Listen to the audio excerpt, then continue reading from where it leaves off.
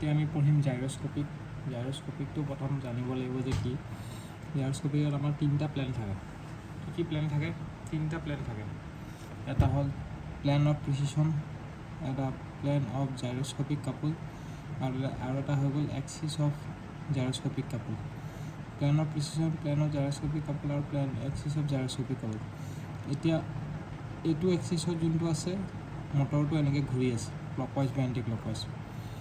অ' এক্সিছটা কি হয়? অ' এক্সিছটা axis of spinning, O' Y is the axis of precession, আৰু O' Z is the axis of gyroscopic couple. Omega is the angular speed of rotor. Omega পিটো কি হ'ব? Angular speed of the precession axis. বুজি পাইছা?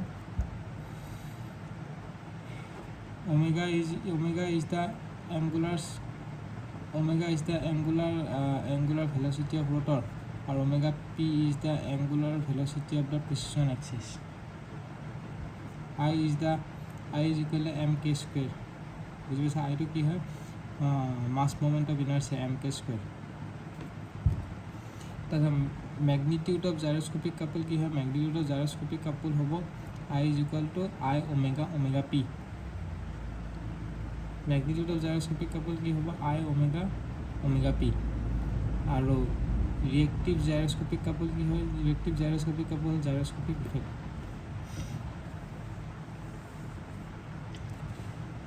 এতিয়া হ'ব gyroscopic effect in a plan.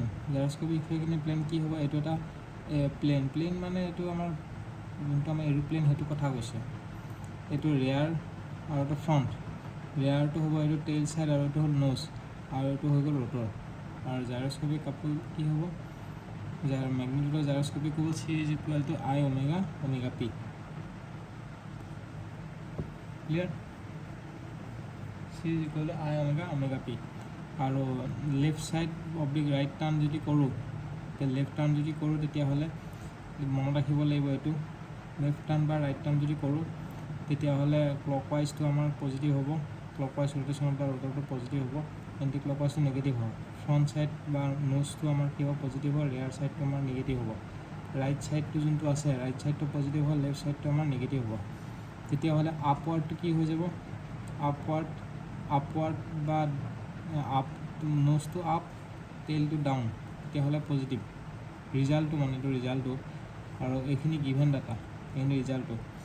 আৰু নোজটো যদি তলত আহে আৰু টেইলটো যদি ওপৰত যায়, তেতিয়াহ'লে নিগেটিভ হ'ব। আৰু টেক অফ অব্লিক লেণ্ডিঙৰ ক্ষেত্ৰত কি হ'ব? ক্লকৱাইজটো পজিটিভ, কাউণ্টাৰ ক্লকৱাইজটো নিগেটিভ। ফ্ৰণ্টটো কি হ'ব? পজিটিভ, ৰেয়াৰটো নিগেটিভ হ'ব। আৰু আপৱাৰ্ডটো পজিটিভ হ'ব, ডাউনৱাৰ্ডটো নিগেটিভ হ'ব। তেতিয়াহ'লে কি হ'ব? পজিটিভটো কি হৈ যাব? পজিটিভটো টাৰ্ণ লেফ্ট। এইখিনি গিভেন ডাটা যদি দিয়া থাকে, গিভেন ডাটাত যদি আপৱাৰ্ডটো পজিটিভ থাকে, আপৱাৰ্ড যদি দিয়া থাকে তেতিয়া পজিটিভ ধৰিব লাগিব, ডাউনৱাৰ্ড যদি দিয়া থাকে এইটো নেগেটিভ ধৰিব লাগিব। আপৱাৰ্ড মানে কোনটো? এই ফ্ৰণ্টটোৰ কথা কৈছে, ফ্ৰণ্টটো আপৱাৰ্ডৰ কথাই কৈছে, আৰু এইটো ৰেয়াৰটোৰ কথাই কৈছে, আৰু ফ্ৰণ্টটোৰ কথা কৈছে তলত যদি হয়। আৰু এইটো যদি ফ্ৰণ্ট দিয়া থাকে পজিটিভ, ৰেয়াৰ দিয়া থাকে negative, clockwise positive, counter clockwise negative, তেতিয়া লেফ্ট টাৰ্ণটো কি হৈ যাব? আমাৰ পজিটিভ হৈ যাব, আৰু ৰাইট টাৰ্ণটো আমাৰ নিগেটিভ হৈ যাব। এইকেইটা ইফেক্টটো। এতিয়া নেক্সট আমাৰ হৈ গ'ল governor effect on a ship. শ্বিপত গভৰ্ণৰ ইফেক্টটো কি হ'ব? চি যদি হয়, তেতিয়া চি হ'লে I omega p হ'ব। এইটো যদি ইফালে হ'ব আমাৰ পজিটিভ, আৰু ইফালে হ'ব শ্বিপৰ ক্ষেত্ৰত আমাৰ ফ্ৰণ্ট আৰু বেকটো থাকে, লগতে লেফ্ট আৰু ৰাইটটোৰ হেৰিটোও থাকে।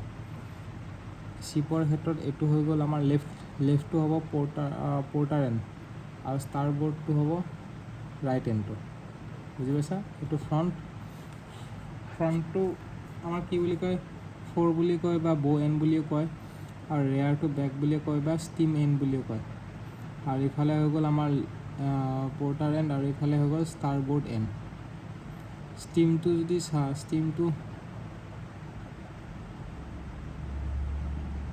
ষ্টিমটো কি হ'ব? ষ্টিমৰ ক্ষেত্ৰত এইটো ষ্টিয়াৰিঙৰ ক্ষেত্ৰত ষ্টিয়াৰিং আৰু পিচিং দুটা আছে। ষ্টিয়াৰিঙৰ ক্ষেত্ৰত যদি ক্লকৱাইজ থাকে পজিটিভ, কাউণ্টাৰ ক্লকৱাইজ থাকে নিগেটিভ।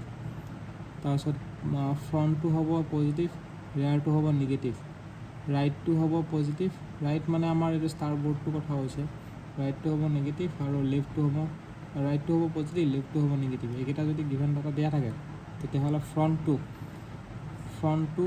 ফ্ৰণ্ট যদি আপৱাৰ্ড হয় তেতিয়া পজিটিভ হৈ যাব, ষ্টিমটো ডাউনৱাৰ্ড হ'লে নেগেটিভ হ'ব, পজিটিভ হ'ব, মানে ফ্ৰণ্ট আপ ষ্টিম ডাউন তেতিয়াহ'লে পজিটিভ, আৰু যদি ষ্টিম আপ এইটো ষ্টিমটো বা বেক ছাইডটো আপ হয় আৰু ফ্ৰণ্টটো যদি ডাউন হয় তেতিয়াহ'লে এইটো নেগেটিভ হ'ব, হয়নে? আৰু পিচিঙৰ ক্ষেত্ৰত আমাৰ চিম্পল হাৰ্মনিক ম'শ্যন যদি হয়, ওমেগা 1 ইজ ইকুৱেল টু কি হ'ব, এংগুলাৰ স্পীড অফ পিচিং, এইটো ওমেগা 1টো এংগুলাৰ স্পীড অফ পিচিং হ'ব, omega n is equal to twice pi divide by টিপিটো হ'ব আমাৰ কি হ'ব, টাইম পিৰিয়ড অফ পিচিং, আৰু C is equal to I omega p হয়। তো পিচিঙৰ ক্ষেত্ৰত আমাৰ যদি ক্লকৱাইজ হয় পজিটিভ, এণ্টি ক্লকৱাইজ নিগেটিভ, ফ্ৰণ্টটো হ'ব আমাৰ পজিটিভ, ৰিয়াৰটো হ'ব নিগেটিভ, আপৱাৰ্ডটো হ'ব পজিটিভ, এইটো আপৱাৰ্ড মানে এইটো ওপৰত উঠিলে পিচিঙত, আৰু ডাউনটো হ'ব নিগেটিভ, পজিটিভটো তেতিয়া কি হৈ যাব, লেফ্ট টাৰ্ণ হৈ যাব, লেফ্ট টাৰ্ণটো আমাৰ কৈছে লেফ্ট টু পৰ্টাৰ এন হ'ব, আৰু পজিটিভটো তেতিয়া পজিটিভটো হ'ব লেফ্ট টাৰ্ণ, আৰু নিগেটিভটো কি হ'ব, নেগেটিভটো হ'ব ৰাইট টাৰ্ণ বা ষ্টাৰ বৰ্ড এন হ'ব, ক্লিয়াৰ?